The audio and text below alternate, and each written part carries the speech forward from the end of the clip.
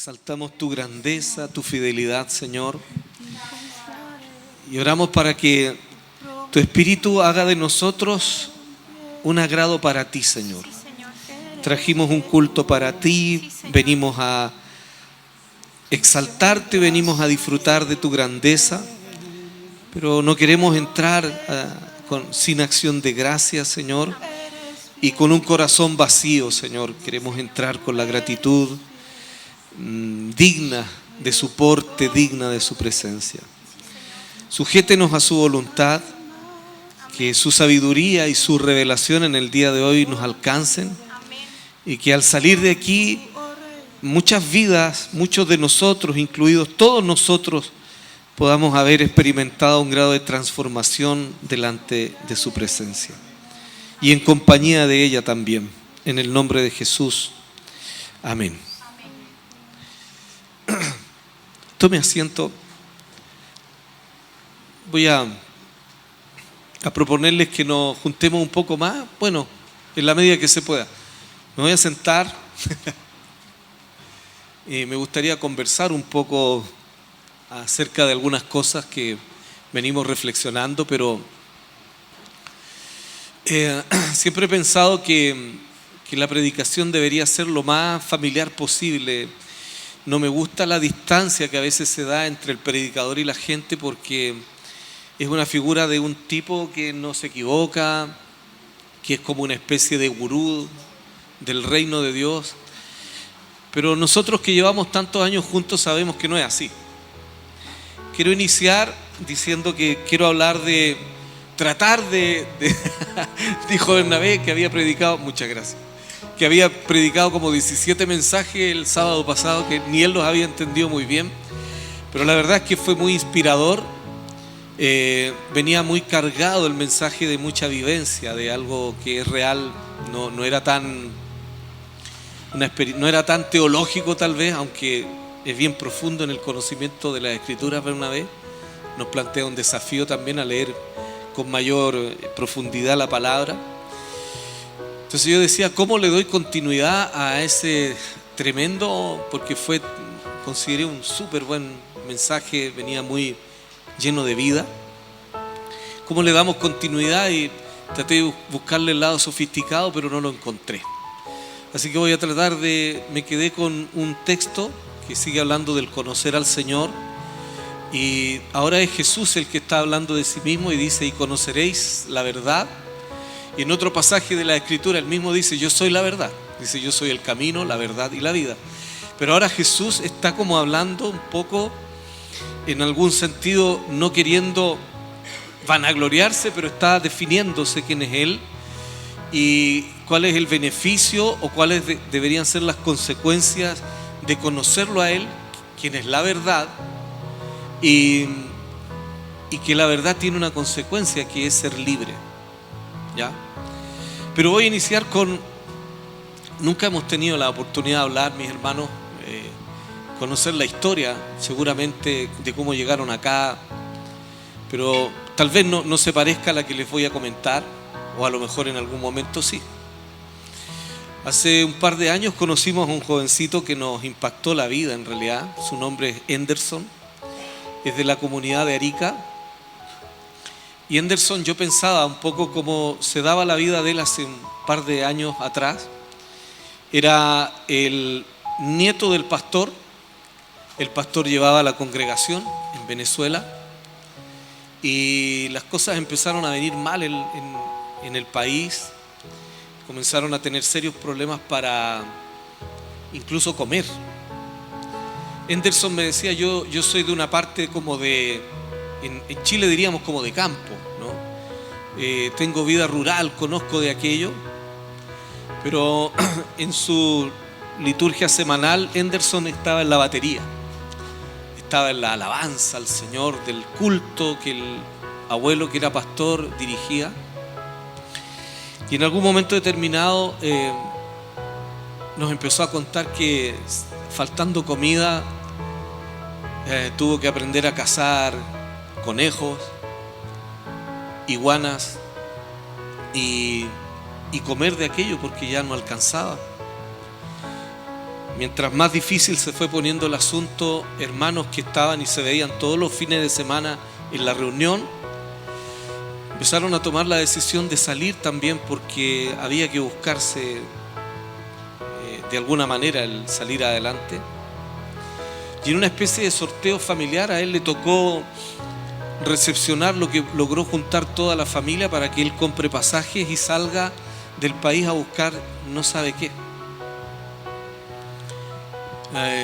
Los traumas más grandes fue que no tenía muchos años en realidad. Me parece que Henderson tenía unos 17 años cuando salió de la casa, y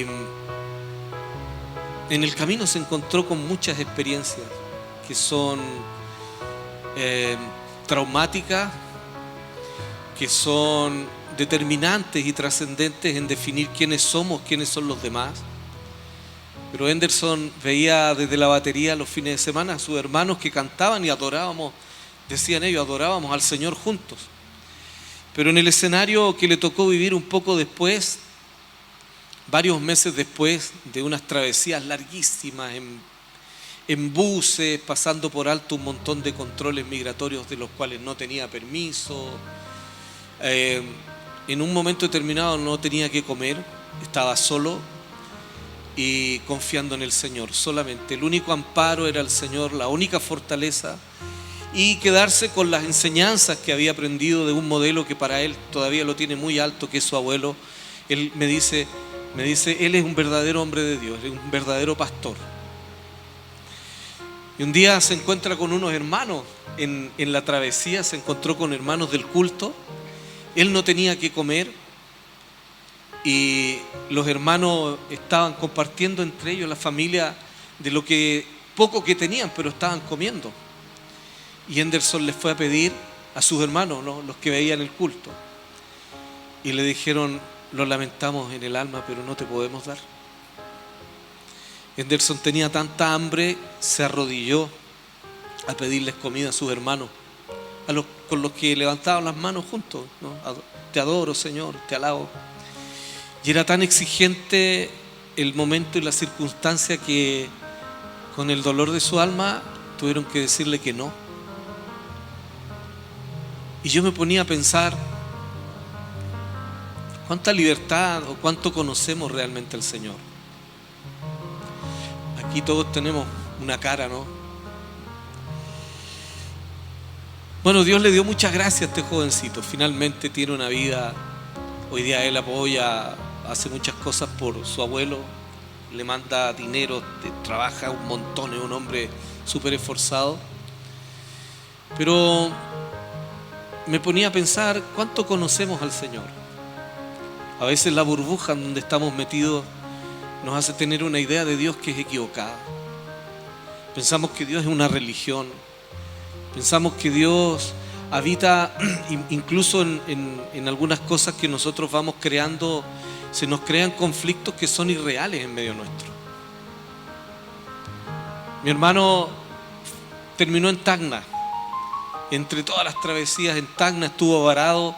¿Se acuerdan cuando en las noticias aquí fue muy bullado el caso de que allá en Tacna no había cómo entrar y quedó esta gente que no podían estar ni en Perú ni en Chile? Entonces se quedaron a dormir en las fronteras. Y él decía: Señor, ¿yo qué hago? Todos los días venían chilenos a regalarles comida a los que estaban ahí mientras se encontraba alguna solución, si los devolvían sin que fuera perjudicial para ellos o los dejaban entrar. Hacía un frío espantoso, me decían, las noches. Y él tenía un gorrito que tenía dentro de todas las cosas que le llegaron, le llegó un gorrito que tenía una cara de lobo. Y a él le pusieron por apodo el lobito, porque cuando venían todas las personas con la ayuda, es servicial. Él dijo: bueno, no tengo nada que hacer, aquí hay abuelitos que no tienen que comer, no tienen cómo arroparse.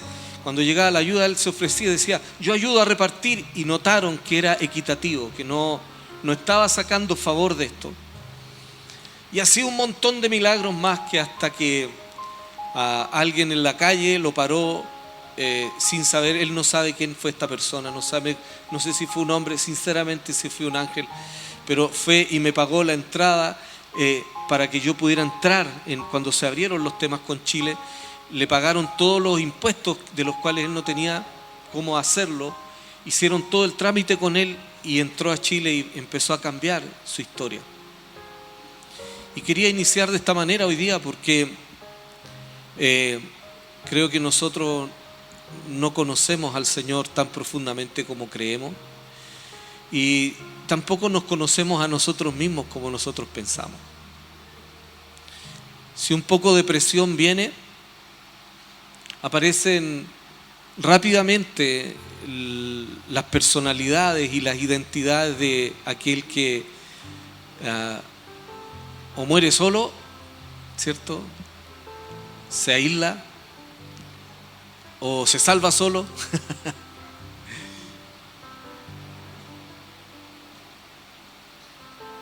Bueno, gracias al Señor el hombre está bien, no se preocupen, Dios cuidó de él. Tanto así que cuando entró al bus, donde el único que faltaba era él, toda la gente se paró y empezó a aplaudir y le gritaban: Lobito, Lobito, y todos le decían: ese fue tu Dios fue tu Dios. Y él decía: ese día sentí que las lágrimas y todos los horribles tiempos y experiencias que pasé valieron la pena, porque se consolidó su fe, se consolidó el que realmente el Señor se pudo manifestar como el Dios que lo protege y que proveyó para él. Lo que me sorprendía y me dolía en el alma era cómo mis hermanos no fueron capaces de darle agua y comida a un hermano. Y uno puede ahora juzgarlo, ¿eh? De verdad, uno podría decir: no, se pasaron. Pero ¿y si tiene que ver con, por ejemplo, darle la comida a él es quitarle la comida a un hijo o a ti mismo? No es tan fácil, hermano amado, no es tan fácil llegar y decir: oh, qué carnales fueron. Porque usted y yo solamente creo que podíamos descubrir qué tan espirituales o carnales somos en la situación.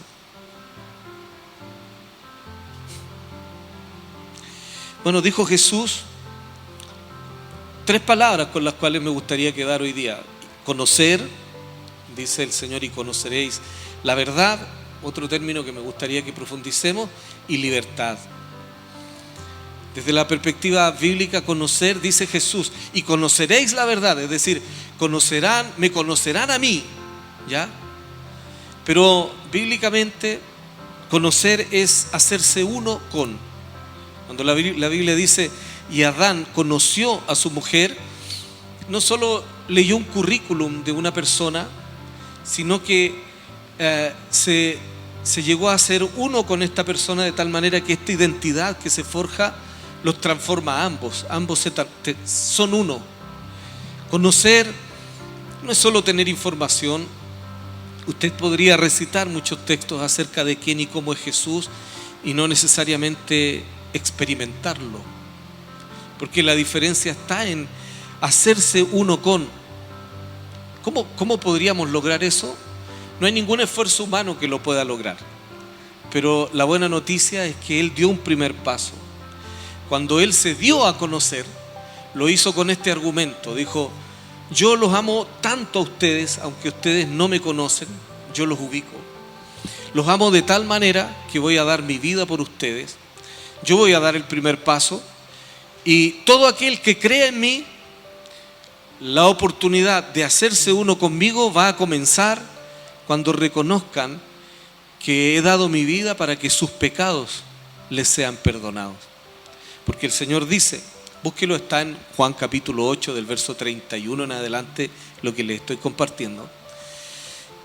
Había una discusión para variar ahí, parece que los fariseos estaban con estas controversias interminables con Jesús.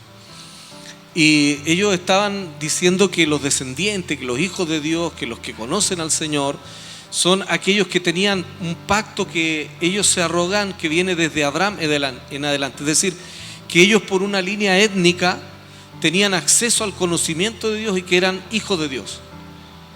Y Jesús les dice: si fueran hijos de Dios, no procurarían matarme, porque eso es lo que quieren hacer, ustedes quieren matarme. ¿Ya? Dice, porque si fueran hijos de Abraham, como lo postulan, harían lo mismo que él. En el fondo, diciendo, le darían continuidad a lo que yo traigo, que es la buena noticia de que la gente no solo de Israel, sino que del mundo entero ahora podríamos acceder a conocerlo, siempre y cuando nos hagamos cargo de nuestra vida de pecado. Dice Jesús, y conoceréis la verdad, me conocerán a mí, y dice, y la verdad les hará libres. Ahora, ¿qué es la verdad? En el mundo que vivimos hoy día, el relativismo ya planteó un relato que está modelando la cultura y las culturas. O sea, para mucha gente la verdad es algo que podría ser, tiene un nombre, es relativo. Dice, no sé, pastor, esa es su verdad, la verdad de Jesús, la que usted vive es su verdad, la que yo tengo es otra. Ese relativismo es todo aquel que no ha logrado conocer el amor absoluto de Dios. Dios es absoluto, no cambia de opinión. La verdad de Dios no cambia de acuerdo a, no, es que para caerte mejor tendría que predicarte algunas cosas que están mal, pero no están tan mal. No, lo que está mal, punto. Y lo que está bien, está bien. Jesús, cuando afirma ser la verdad, está diciendo que Él es conforme al original. ¿Cómo tú descubres que un billete es falso? Si alguien te paga en algún momento determinado con un billete de 25,000 pesos, ¿qué harías? Ya no, uno de 20, pero que es azul. Pero ¿por qué no lo aceptas? Porque es falso, lo que implica que no es conforme al verdadero. Cuando Jesús dice yo soy la verdad, está diciendo yo soy la expresión de todo lo que el Padre busca, el contentamiento. ¿Se acuerdan cuando está bautizándose Jesús? Y dice que hay una voz del cielo que dice, este es mi Hijo amado en el cual yo tengo contentamiento. Es decir, si Él es la verdad, Él es el original, todo debería ser en referencia a Jesús. Si tú quieres tener una relación genuina con el Padre, ser del agrado del Padre, tienes que ser conforme al original que es Jesús. No es cuánto aprendes de la liturgia evangélica, no es cuánto aprendes del entorno religioso, llámese como se llame, sino cuánto de tu persona logra ser conforme a Jesús. Porque ahí hay contentamiento en el Padre. Por ejemplo, tú podrías decir, es que yo le doy comida a los pobres. Ok, pero ¿con qué motivación? ¿Con la motivación de que tú eres un superhéroe o lo haces porque Jesús lo haría en tu lugar? Esa motivación, hay cosas muy buenas, la humanidad tiene cosas buenas, no estoy diciendo que esté mal, pero para ser genuino delante del Padre tiene que ser igual a Jesús y tiene que ser conforme a Jesús. En 1 Corintios 13 dice que la preeminencia del amor, dice que si yo incluso diera mi cuerpo para beneficiar a otros, si yo hiciera cosas por los demás pero no tengo amor, de nada me sirve. Es decir, Jesús es la fuente y el original, ese original que trae como consecuencia la libertad. La pregunta en el día de hoy es, ¿eres libre? Te voy a leer el contexto para que se entienda la conclusión donde quiero llegar. Pero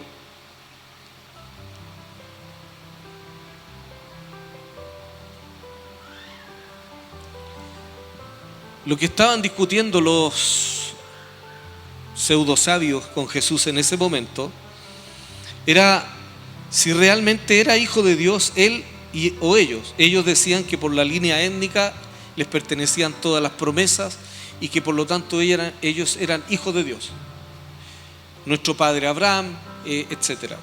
Entonces Jesús le dijo a ellos, a los que incluso estaban creyendo en Él, a los que habían creído en Él, le dijo, si vosotros permaneciereis en mi palabra, seréis verdaderamente mis discípulos y conoceréis la verdad y la verdad os hará libres. Le respondieron: linaje de Abraham somos y jamás hemos sido esclavos de nadie. ¿Cómo dices tú seréis libres? Jesús le respondió: de cierto os digo, que todo aquel que hace pecado, esclavo es del pecado, y el esclavo no queda en la casa para siempre, el Hijo sí queda para siempre. Así que, si el Hijo os libertare, seréis verdaderamente libres. Sé que sois descendientes de Abraham, pero procuráis matarme porque mi palabra no haya cabida en vosotros. Yo hablo lo que he visto cerca del Padre, y vosotros hacéis lo que habéis oído cerca de vuestro padre. Y más adelante se pone más peludo porque le dice: el papá de ustedes es el diablo. Ahora, no es que esté condenando a todos los judíos, no es que en la controversia que tiene está diciendo: vamos a ordenar algunas cosas. Aquí nadie es salvo por un tema ni étnico ni por buenas obras. La salvación solo la puedo dar yo, y el que primero tiene que disfrutar de qué tipo de libertad tiene que disfrutar es que el pecado, yo traje una solución para el pecado.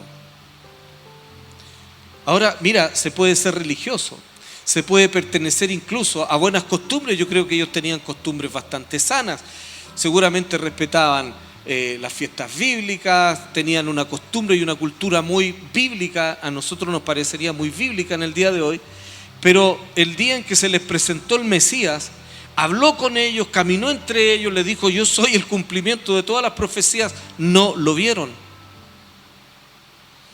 Y yo pienso a veces, ¿cuántos sermones comemos al año nosotros?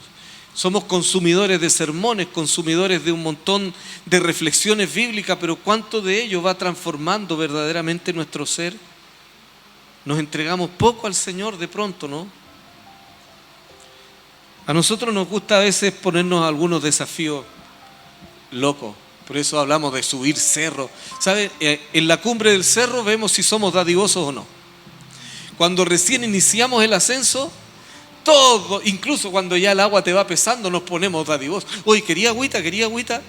Pero cuando falta el agüita allá arriba y te queda un poco, ahí tú descubres si eres dadivoso o no. Porque podría favorecerme a mí mismo. ¿Qué relación tiene este ejemplo que te doy con el señorío de Jesús? Todo. Porque al final de cuentas creo que el Señor está diciendo: no voy a tomar en cuenta la vida religiosa. No voy a tomar en cuenta incluso esos mitos que se van dando familiarmente. Los mitos, por ejemplo, antiguamente, cuando se usaba más el libro, ¿no? El Salmo 91, amarillo, ¿cierto? Nadie lo leía, pero estaba abierto en la casa, porque el que habita al abrigo del Altísimo morará bajo la sombra del Omnipotente. Pero no era una realidad. El que habita al abrigo del Altísimo es ese que tiene una relación permanente con Dios. Por eso el Altísimo lo cubre, pero el Salmo escrito, abierto para que lo lea ¿quién? Cúbreme con tu sangre. Eso es muy chileno, no sé si por allá existirá, pero cúbrame con su sangre, Señor.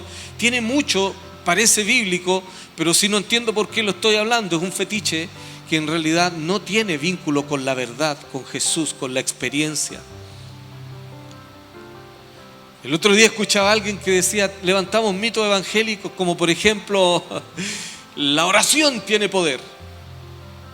En realidad la oración no tiene poder.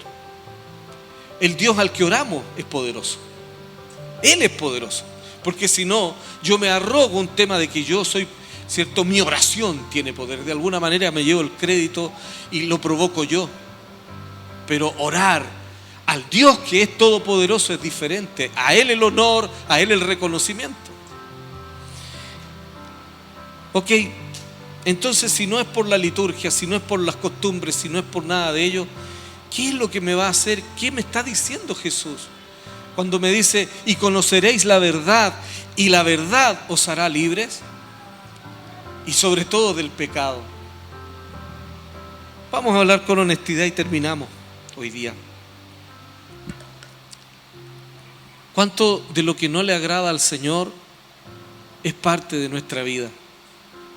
Todo eso podría ser un tremendo trampolín para acercarnos a Él hoy.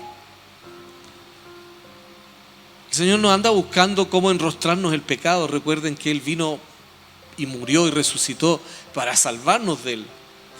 ¿Cómo nosotros podríamos hacer efectivo el conocer al Señor, hacerme uno con Él, y especialmente como el que perdona pecados? Confesando pecados. No hay otra manera. La manera de vivir torcida, esa idea de Diosito es bueno, y le digo Diosito, entonces yo de esa manera le estoy planteando respeto. Él es un diosazo, es gigante, es todopoderoso. Y si yo lo digo grande o chico, da lo mismo, pero Él podría hacerse más grande dentro de mí en la medida que yo practique la verdad. Todo lo que no es conforme a Jesús es falso. Incluso un montón de expresiones que nosotros podríamos aparentar como si fueran súper santas. Si la motivación para estar acá adelante es lucirme, entonces Jesús ya no está aquí, o ya no es digno de ser escuchado.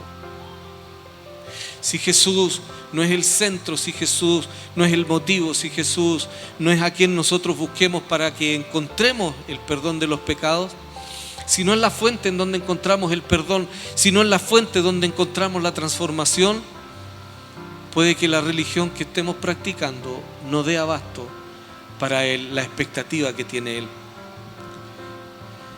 No sea cosa, amada iglesia, que en algún momento, ni Dios lo quiera, pero nadie está libre, pudiéramos pasar por momentos más difíciles en donde tengamos que decir: de nada sirvió todos los fines de semana que levantábamos las manos juntos, adorando y cantando al Señor, si no fuimos capaces de ser hermanos en el momento de la angustia. De pronto no somos ni buenos hermanos en el ensanche. A veces en la abundancia nos olvidamos de los demás. Qué rico es ver cuando mis hermanos, uno ve, Dios los ha prosperado, qué alegría. Pero tenga cuidado, yo siempre doy este consejo. A veces publicamos cosas de más en las redes sociales. Si te estás comiendo algo rico, fantástico, qué lindo, pero piensa, ¿y si hubiera un hermano que está pasando hambre? Y si hubiera alguien que por las razones de los misterios del reino de Dios le está tocando pasar un día difícil, es complicado, ¿no? Ahora, no le podemos saltar los procesos de vida a nadie. Todos vamos a tener altos y bajos. El punto es que nos amemos de la misma manera siempre.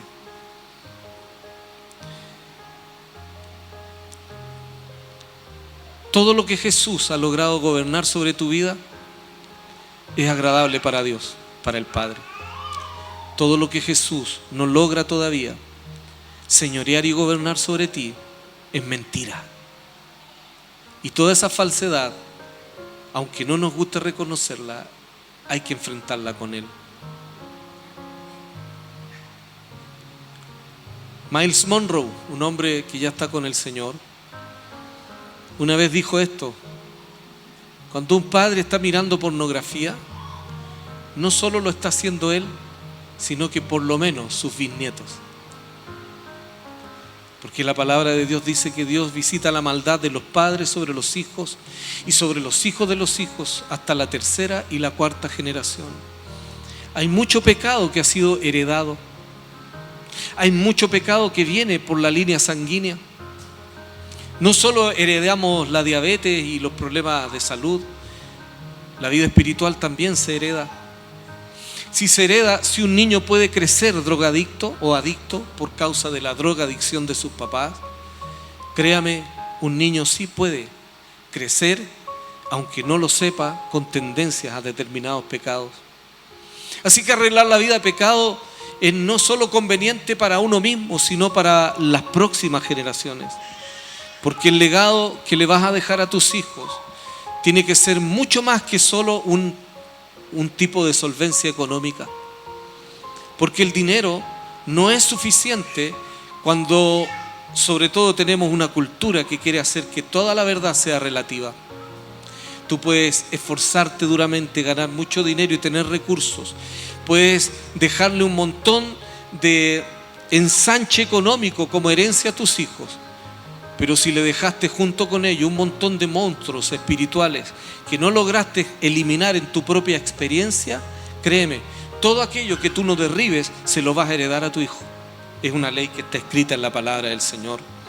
Y conoceréis la verdad, y la verdad os hará libres, no solo a mi persona, sino a la descendencia que el Señor me vaya a regalar.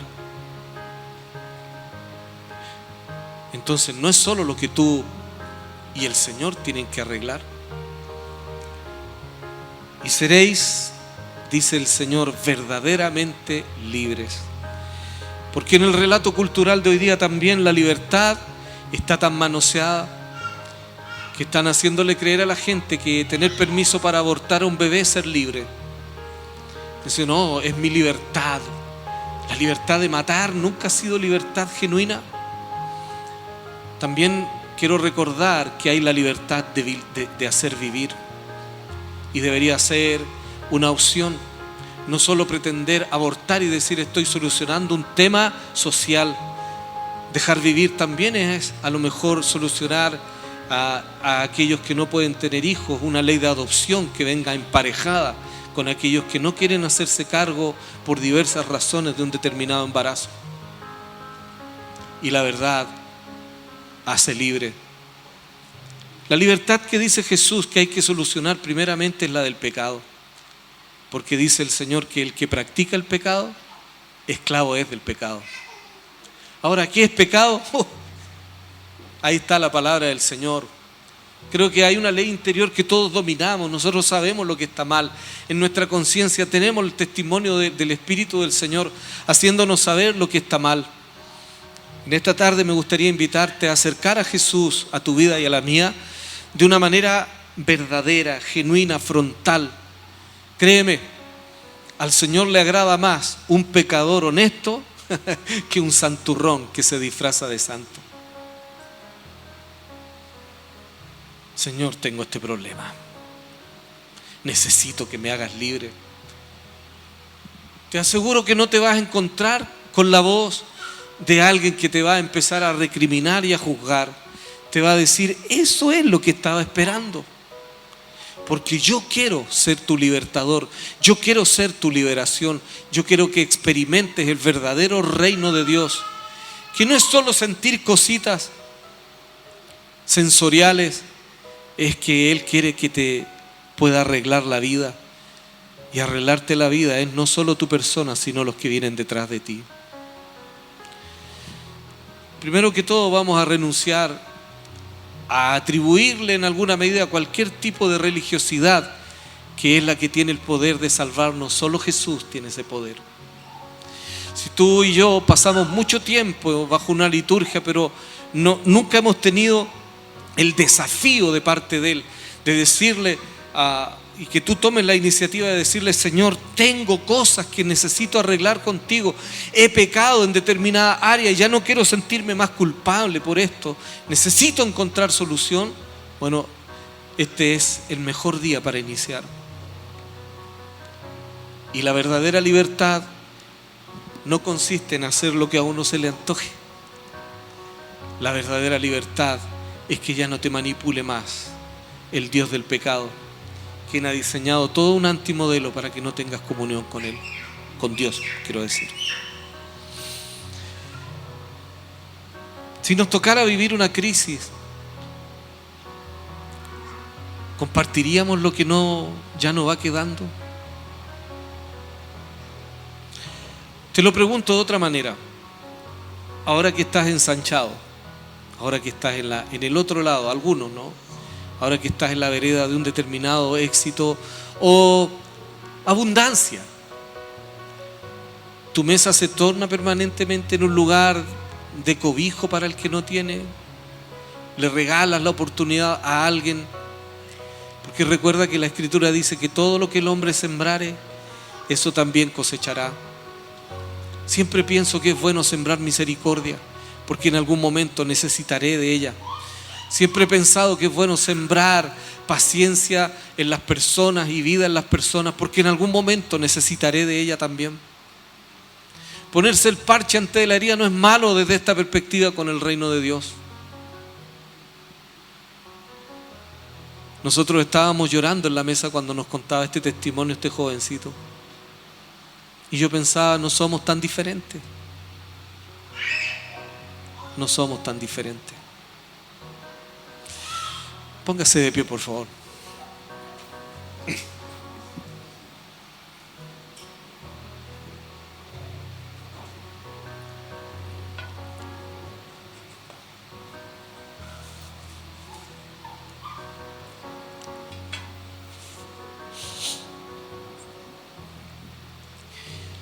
Regalémonos unos minutitos para pensar con el Señor.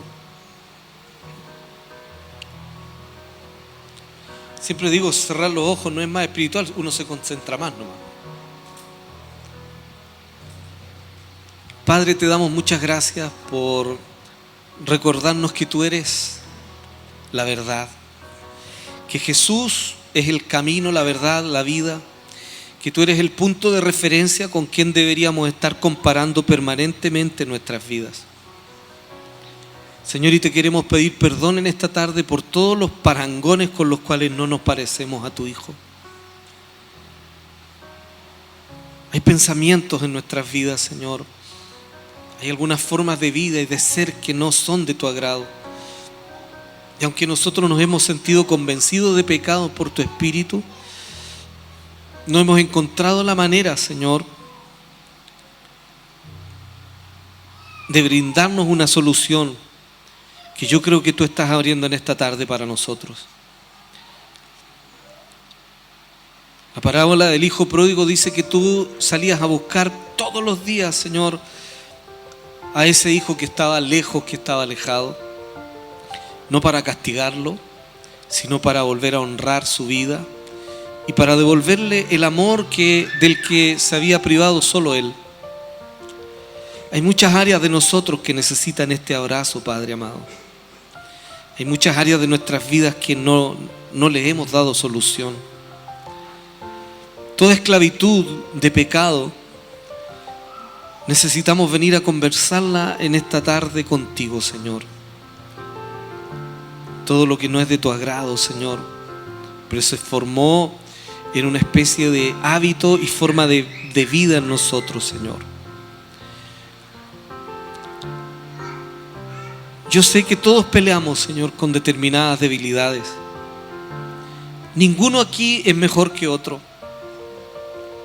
El pecado y todo lo que no te gusta es pecado y punto. Y necesitamos solucionarlo, Señor. Traigo delante de ti, Señor, a Jesucristo, nuestro Señor, quien sangró en esa cruz para que nosotros podamos ser cubiertos por ese sacrificio, Señor, y venir con esa dignidad, Padre Celestial, en esta tarde a decirle: Señor, por el sacrificio que Él ha hecho, a mí me gustaría presentarme con esta honestidad.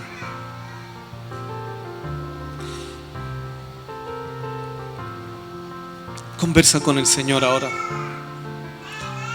Aquello que el Espíritu del Señor está poniendo en ti como una convicción que tienes que arreglar con el Señor, deja que Él te abrace. Y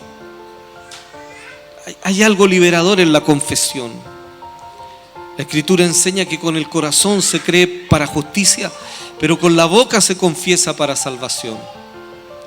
Si nunca le has entregado tu vida realmente a Jesús, este es tu día. Y conoceréis la verdad. Y conoceréis a Jesús. Y solo Él es quien te puede hacer libre. Aleluya.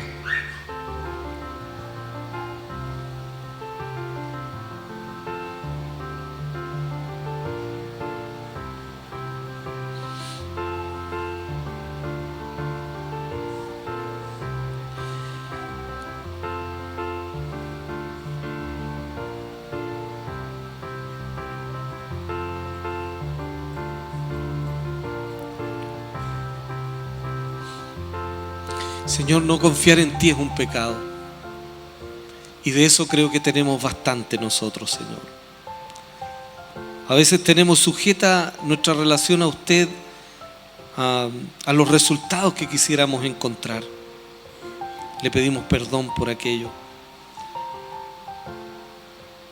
Si en tu voluntad está estipulado que por alguna razón pasemos días difíciles, Señor, concédenos la gracia de estar pegados a ti y de tener una mirada como la tuya, Señor. Haznos parecidos, Señor, símiles a ti. Haznos como tú. Haznos ser uno contigo para que podamos ser y hacer de acuerdo a tu voluntad.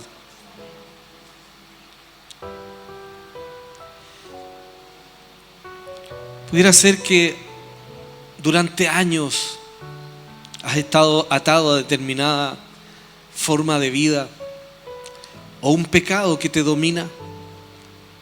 Me gustaría invitarte a tener fe en esta tarde y que hables con Jesús como nunca lo has hecho, porque Él es el único que tiene la capacidad para hacerte verdaderamente libre.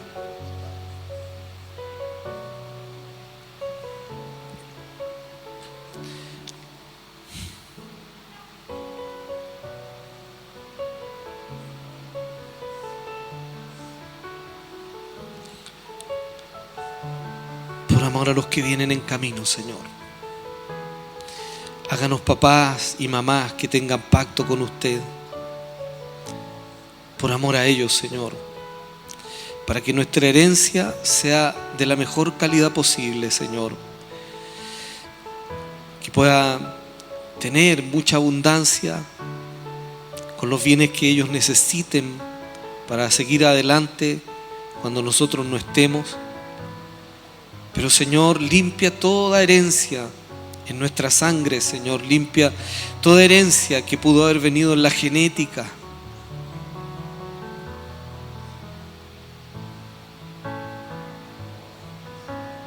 Si tú eres hijo que ha heredado ya algunos patrones que tú discernes que están en tu casa, tú eres la persona escogida para romper con esa cadena. Si tú le das solución, vas a romper la maldición que te venía arrastrando a ti y que le hubiera gustado también arrastrar a los tuyos.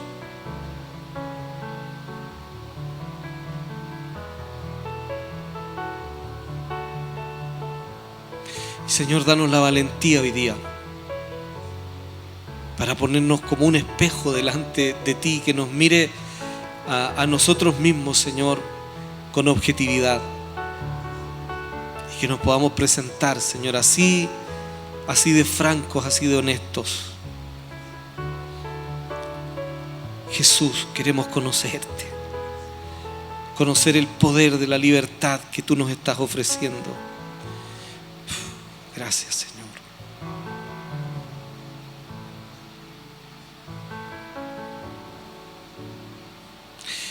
Solo si hubiera alguien que le gustaría,